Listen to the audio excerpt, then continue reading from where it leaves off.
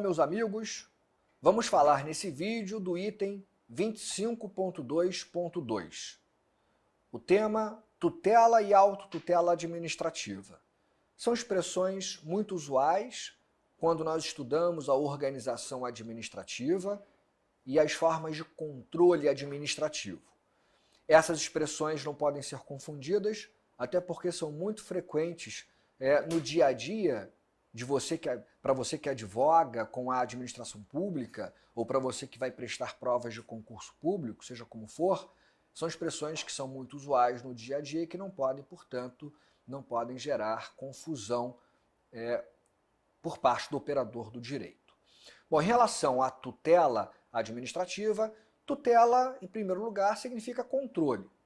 Tutela é controle, autotutela é autocontrole. Quando falamos em tutela ou controle, nós falamos basicamente de relações não hierarquizadas.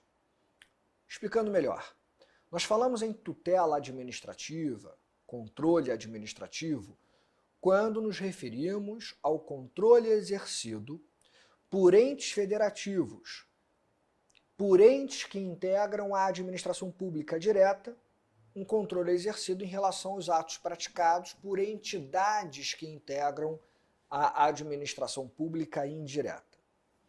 Pensem na União Federal. A União Federal, ente dotado de autonomia federativa, a União Federal integra a administração pública direta federal. Então a União ela pode se organizar de várias maneiras. A União Federal pode criar órgãos internos que estarão ali hierarquizados, subordinados ao chefe do executivo, e aí, por exemplo, os ministérios que têm à sua frente os respectivos ministros, esses ministros subordinados ao presidente da República. Então a primeira opção seria a mera desconcentração da atividade, olhando para dentro essa pessoa jurídica de direito público, a União Federal vai criar órgãos dentro da mesma pessoa jurídica, portanto, órgãos que estão numa relação interna, localizados no interior daquela pessoa jurídica, e isso significa dizer numa relação hierarquizada. Agora, um outro caminho, ao invés de criar órgãos, o ente federado, no caso do meu exemplo, a União, ela pode fazer a descentralização. E aí ela pode, por exemplo, na descentralização, dentre outros caminhos, ela pode criar uma entidade administrativa, criar uma pessoa jurídica de direito público ou de direito privado. Pessoas de direito público criadas por entes federados, autarquias e fundações estatais de direito público.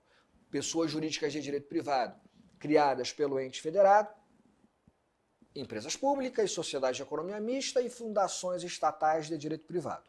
Pois bem, nesse último caminho, quando o ente federado cria uma pessoa jurídica, seja de direito público, seja de direito privado, ele cria uma pessoa dotada, para ser redundante, de personalidade própria, de personalidade jurídica, de capacidade para celebrar contratos, capacidade para propor ações judiciais, uma pessoa própria, com personalidade, com autonomia. Nesse caso, portanto, nós teremos de um lado o ente federado, naquele exemplo a União Federal, e de outro lado teremos as entidades da administração pública indireta, autarquias, empresas públicas, sociedades de economia mista e fundações estatais de direito público ou de direito privado. A relação entre pessoas jurídicas distintas é uma relação não hierarquizada, não há hierarquia entre pessoas jurídicas distintas. A hierarquia, guardem essa regra de ouro, a hierarquia é uma característica interna da pessoa jurídica. Dentro de cada pessoa jurídica, nós temos uma relação hierarquizada, mas não há hierarquia entre pessoas jurídicas diferentes. O que existe entre a União Federal, de um lado, e as respectivas pessoas jurídicas que ela cria, de outro lado, as entidades da administração indireta, autarquias, estatais e fundações, o que existe nessas relações aqui é uma relação, na verdade, de vinculação, tutela. A tutela é uma expressão, controle, né? A tutela, o controle. A tutela é uma expressão utilizada para essa relação não hierarquizada. A administração direta tem a tutela, exerce controle sobre a administração pública indireta. Em âmbito federal, o Decreto-Lei 200/67, que trata da organização da administração federal, o Decreto-Lei 200/67 fala ainda em supervisão ministerial. Quer dizer, o ente federado, através de seus ministérios, órgãos internos, o ente federado vai supervisionar, através de seus ministérios, as suas autarquias estatais e fundações estatais. Supervisão ministerial, tutela, controle. E essa tutela, como ela se dá numa relação não hierarquizada, ela vai ter que ser exercida nos termos, nos limites da legislação vigente. Por isso que se afirma que não cabe recurso hierárquico impróprio contra uma decisão de uma entidade da administração indireta, um recurso direcionado para o respectivo ente federado. Porque o Joãozinho não pode interpor um recurso hierárquico impróprio em regra contra uma decisão de uma autarquia e direcionar esse recurso, portanto, para o ministério respectivo que faz o controle, para a União Federal. Em regra não pode, porque a União Federal de um lado, de outro lado uma autarquia, poderia ser uma estatal ou uma fundação, você tem pessoas jurídicas distintas, portanto autonomias, que devem ser preservadas.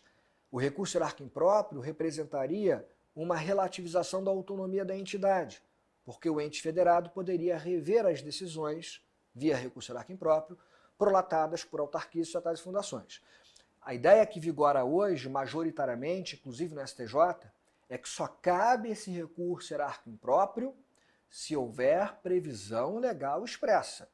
Se é a lei que vai criar uma autarquia, uma fundação estatal de direito público, ou se é a lei que vai autorizar a criação de uma empresa pública, sociedade de economia mista ou fundação estatal de direito privado, se é a lei que vai criar ou autorizar a criação daquelas pessoas jurídicas e vai resguardar a autonomia dessas pessoas jurídicas, só a lei poderia relativizar essa autonomia.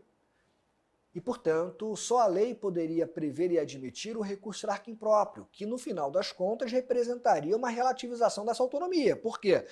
Porque aquela pessoa jurídica, uma autarquia, por exemplo, prolataria uma decisão e essa decisão, teoricamente, poderia, então, ser revista por um ente federado, por uma outra pessoa jurídica, na via do recurso hierárquico impróprio.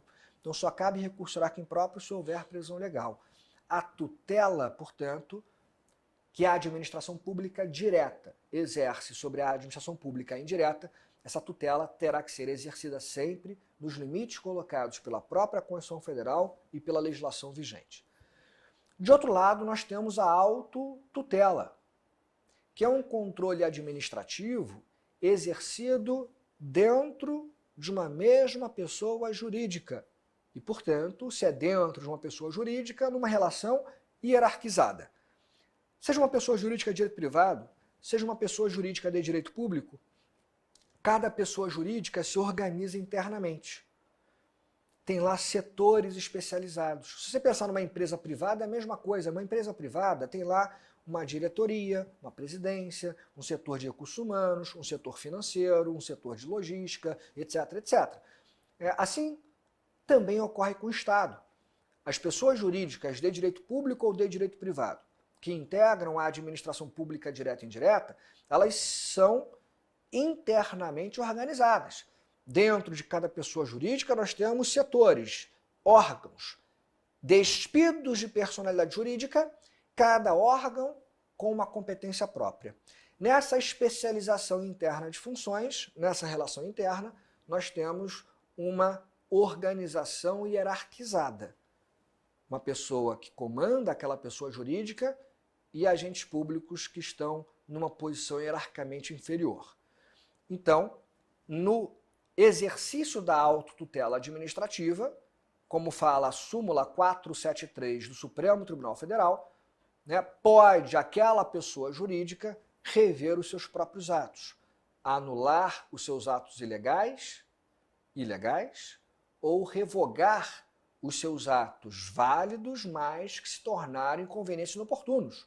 Então, a autotutela é esse autocontrole, um controle que vai ser exercido pela pessoa jurídica em relação aos seus próprios atos. E essa autotutela se coloca no interior de uma pessoa jurídica numa relação hierarquizada. Portanto, dentro de uma pessoa jurídica, se a relação é hierarquizada, essa autotutela ela não depende de previsão legal expressa.